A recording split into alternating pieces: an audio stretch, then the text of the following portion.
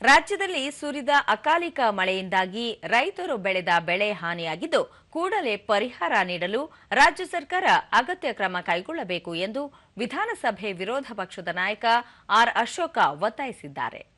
ಈ ಕುರಿತು ಸಾಮಾಜಿಕ ಜಾಲತಾಣದಲ್ಲಿ ಮಾಹಿತಿ ಹಂಚಿಕೊಂಡಿರುವ ಅವರು, ದಕ್ಷಿಣ ಕನ್ನಡ, ಚಿಕ್ಕಮಗಳೂರು, ಕೊಡಗು, ಮೈಸೂರು, ಮಂಡ್ಯ, ಹಾಸನದಲ್ಲಿ ಸುರಿದ ಅಕಾಲಿಕ ಮಳೆಯಿಂದ ರೈತರು ಮತ್ತು ಜನಸಾಮಾನ್ಯರು ತೊಂದರೆಗೀಡಾಗಿದ್ದಾರೆ. ಇದರಿಂದ ಅಡಿಕೆ, ರಬ್ಬರ್, ತೆಂಗಿನ ಮರಗಳ ಜೊತೆಗೆ ಮನೆಗಳಿಗೂ ಹಾನಿಯಾಗಿದೆ.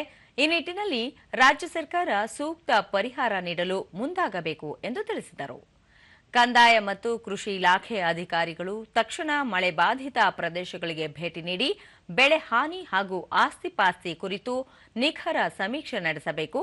ಅಡಿಕೆ, ರಬ್ಬರ್ ಸೇರಿದಂತೆ ವಾಣಿಜ್ಯ ಬೆಳೆಗಳನ್ನು ಕಳೆದುಕೊಂಡ ರೈತರಿಗೆ ವೈಜ್ಞಾನಿಕವಾಗಿ ಹೆಚ್ಚಿನ ಪರಿಹಾರ ಘೋಷಣೆ ಮಾಡಬೇಕು ಎಂದು ಹೇಳಿದರು.